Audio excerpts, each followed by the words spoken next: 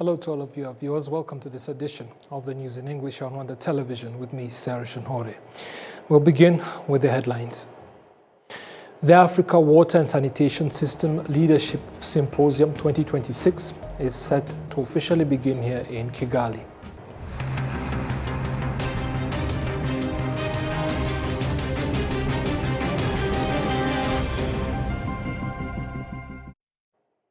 Now straight to the details. Thank you for taking the time to join us.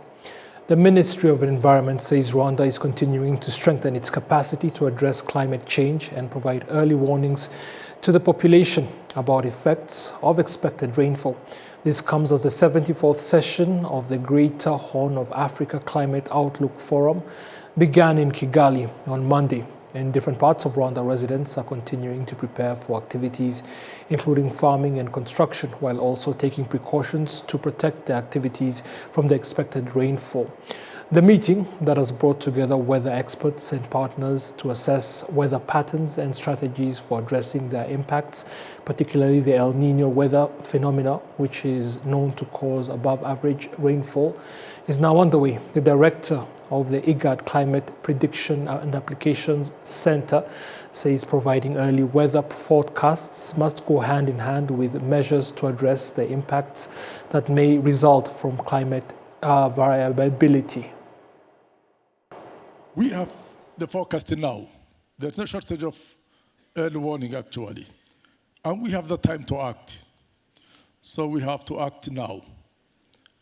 No time to wait. Let us use the information before us to protect the lives, safeguard livelihoods, and strengthen the resilience of the region.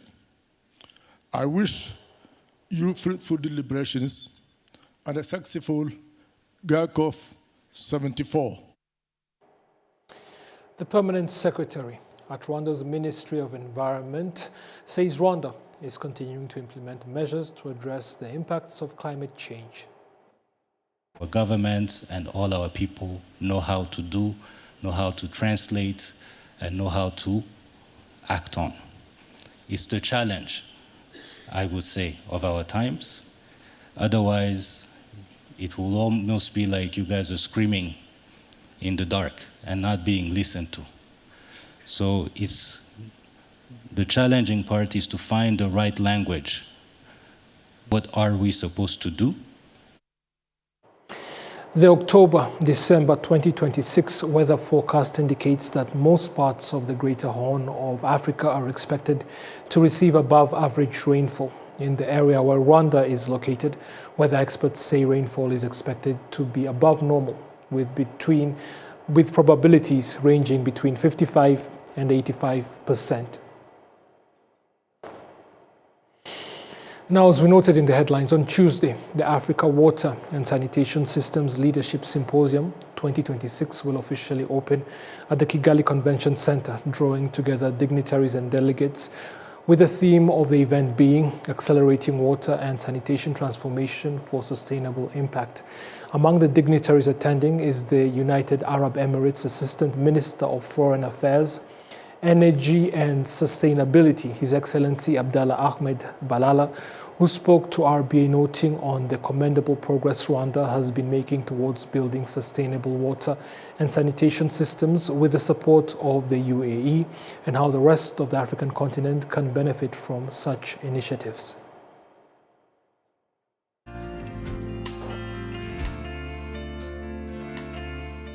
Allow me to start by saying I'm very pleased to be back again in Africa, and this time to a dear country to me personally, but also to the UAE, Rwanda. Speaking about the difficulties or the hindrances as you highlighted, I believe creating a full-fledged systems is the biggest hurdle that today is faced in Africa, but also in general globally. Treating water as a topic separately won't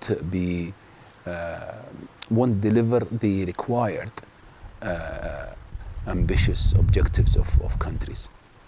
And that's due to the fact that water intersects with so many different sectors, be it energy, be it food, expenditure when it comes to infrastructure. So creating a full-fledged system is something very important, and in absence of that, difficulties and challenges will be always faced. And since we are here in Rwanda, we're quite familiar with the strategies and the frameworks that Rwanda have set objectives around. And we are sure that this will be accomplished in such a great country like Rwanda.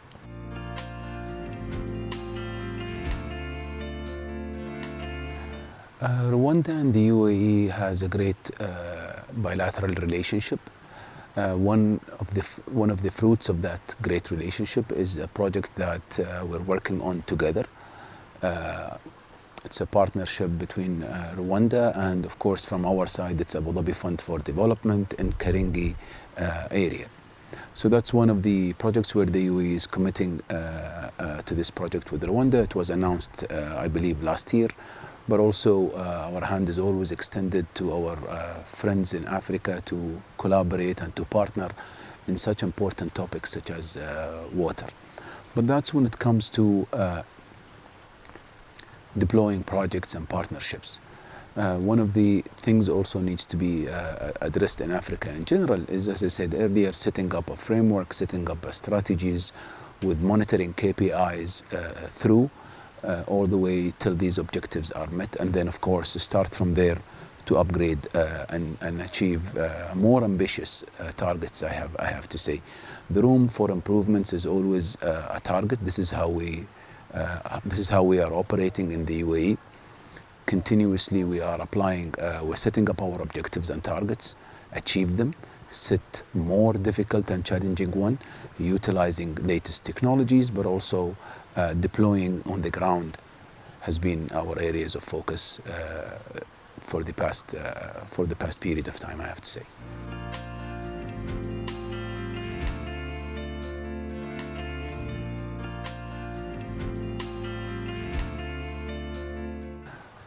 This is, my friend, is a very big question, I have to say. Looking back at what we've achieved in the UAE, 100% access to water, around 90% reuse of water, state-of-art infrastructure. Recently, we've been also introducing artificial intelligence, but also latest technologies on the ground to become more and more resilient and more efficient. This is not something unimplementable. Africa has great nations and they can accomplish this. And we, as the United Arab Emirates, always there to support our colleagues and partners and friends in Africa. So how to achieve this in Africa? I think I would start by saying setting up strategies and frameworks, identifying a challenge, drawing a baseline on where we are today in Africa and where do we want to be. That's very important. The second challenge, which is something I cannot ignore, is capital, finance. Financing these projects is very essential. Today there are multiple financing mechanisms in place through MDBs, multilateral development banks, but also through other funds such as Abu Dhabi Fund for Development, who's willing always to work in Africa. The third item contradicts the second one. It's not always the case that capital is an issue or lack of capital is the issue, but also capacity and knowledge and know-how on how to deploy and implement these strategies in order to respond to the needs of each country, but also for Africa in general, is something very important. Knowledge transfer, capacity building, capital, strategies and objectives, these are the elements that can define the success on elevating accessibility to water, but also the infrastructure in Africa in general, from my point of view.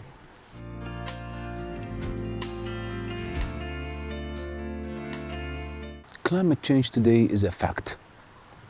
In 2023, I'll start from, or maybe before 2023, our founding father, His Highness Sheikh Zayed, the founder of the nation of the UAE, have always called but also taught us how important is this topic. And of course, the late Sheikh Khalifa and His Highness Sheikh Mohammed is moving towards that direction as well. In 2023, we brought in the word to the UAE when we hosted COP28. And we had the first stocktake historically agreed upon in consensus. Bringing together parties, countries, to agree on the way forward is something that, it's not an easy job, but we managed to pull that in 2023. Now, speaking about the African continent or the small island developing states, their voice is important. They should be always on the table. I cannot also neglect the fact on how technology can play a role in this. For example, as the United Arab Emirates, we're doing lots of carbon capture. We are greenifying most of our operations, but these are things will come gradually. The multilateral system is difficult, but I think the willingness of nations and states and leaders always shows a positive sign when it comes to climate change. Linking climate change to water. Today, if you look at the index, disasters-wise, 90% approximately of the disasters we witness today comes from water. The adaptation chapter within the climate change agenda is among the most important ones. They're all important, of course, but this has a direct, tangible impact that we live and we see and we witness every day globally. So there is a direct link between water and climate change, and we realize that very well, to the level where one of the interactive dialogues we are introducing at the United Nations Water Conference at the end of the year is Water for Planet, in order to shed the light on how water plays a significant role into climate change, but also vice versa.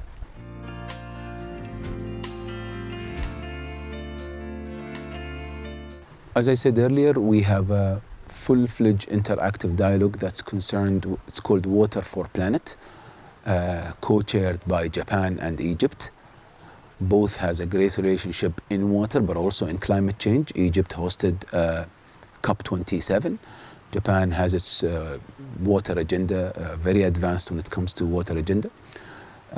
We're proud of the work that they've been doing so far, but also highlighting this as a separate interactive dialogue in the UN Water Conference is where the conversations will be leading.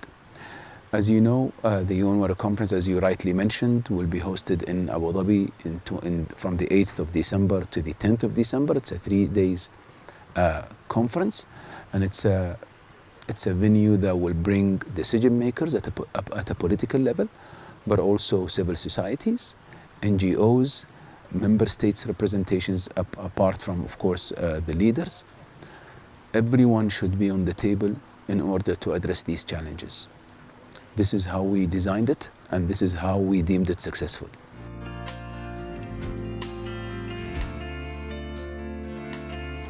Abu Dhabi Water and Power Week is part of the UN Water Conference.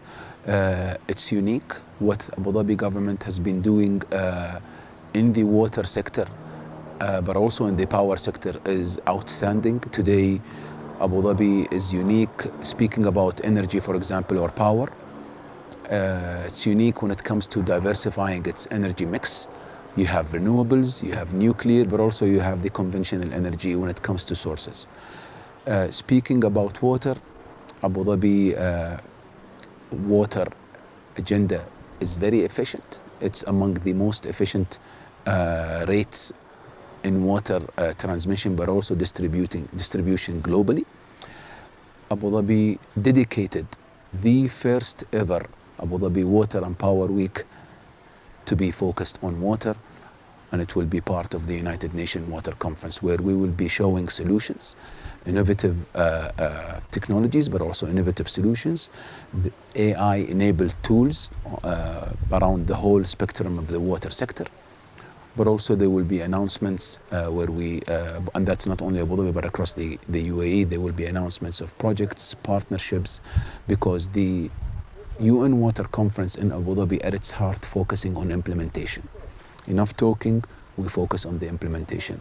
And we are committed as the United Arab Emirates to do our own part, and hopefully we see other member states follows the same, but also we want to inspire others to start acting on the ground, because water is a basic human right to everyone. Investors in various manufacturing industries and economic experts agree that Rwanda needs more key industries to support the provision of raw materials needed by existing industries, which are still being imported at high costs. Some products manufactured in Rwanda and sold on the domestic and international markets rely on chemicals imported from abroad and neighboring countries at high costs. Basically, we have silicate, caustic, and other chemicals that we source from out China and India. So we encourage, or we ask the government for the support to engineer anything that can happen for us to have local investors in these factories or companies to have chemicals made here in Rwanda. This will help us create jobs for the locals and also improve on the technology and sourcing of raw materials for the companies that have been developed. However, it should also be noted that some of those industries already support others in this initiative. As Maneb Industries, we have managed to have other companies that supply manufacturing companies in the country. In so being, we have companies that are supplying us raw materials in form of packaging materials. We get cartons, we get jerry cans or plastics within the country. So we easily get the packaging materials within the shortest time possible.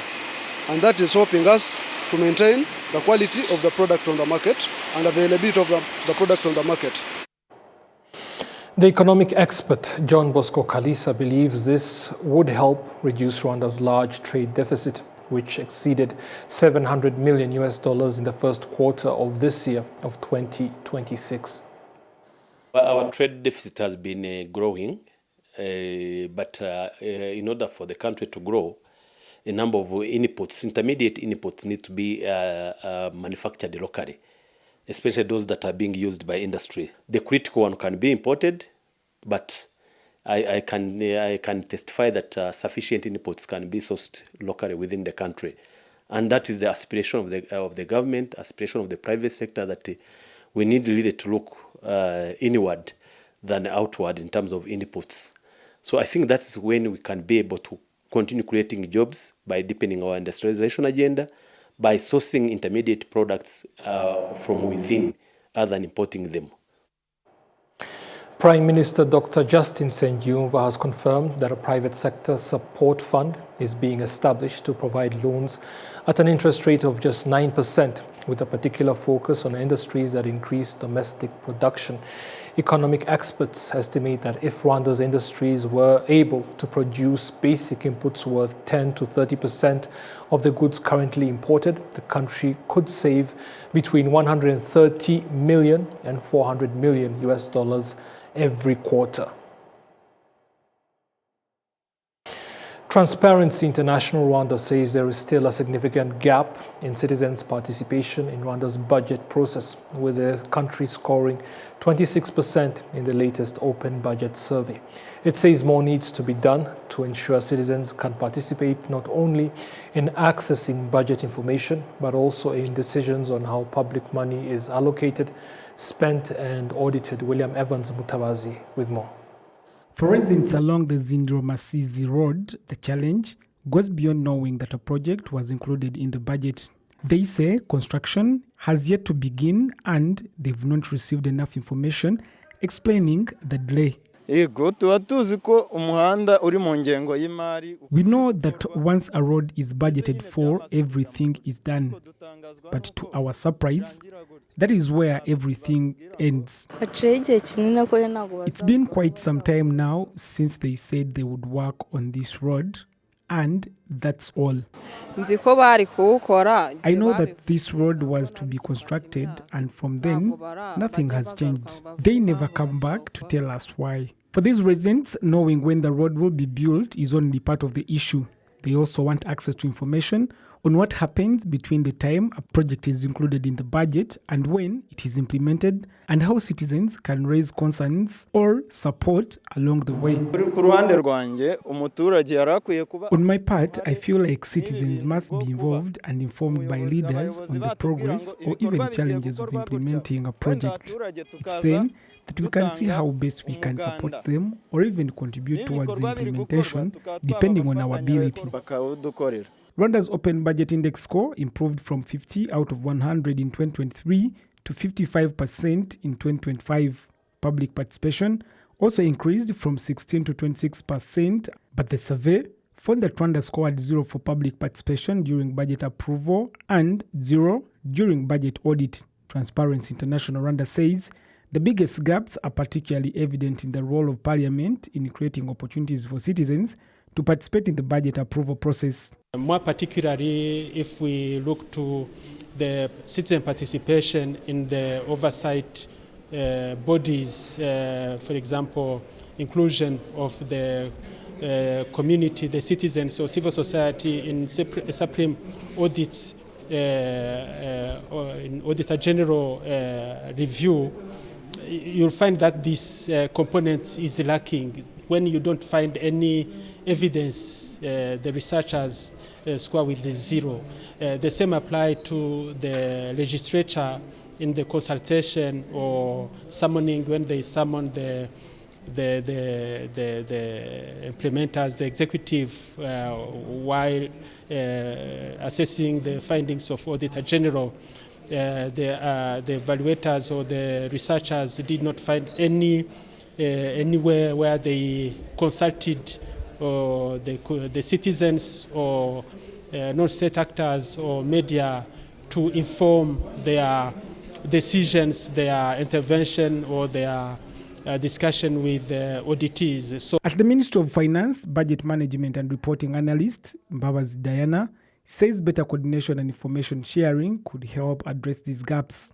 I think with all the stakeholders and other government institutions, that should be something that should be around our tables on how to always link the financial information that we have plus the performance information so that the citizens can know the results from the budget that was voted, from their money that they are giving out on, which is called the revenue. Despite the improvements, 26% remains low compared with Rwanda's score on transparency and oversight. The findings suggest that the challenge is no longer simply making budget information available. It is also about ensuring citizens have practical channels to influence budget decisions, follow up on projects, and demand answers when implementation falls short. William Evans, RTV News.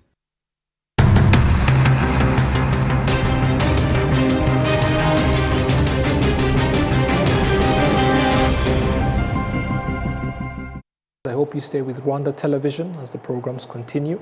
Until we see each other again, goodbye.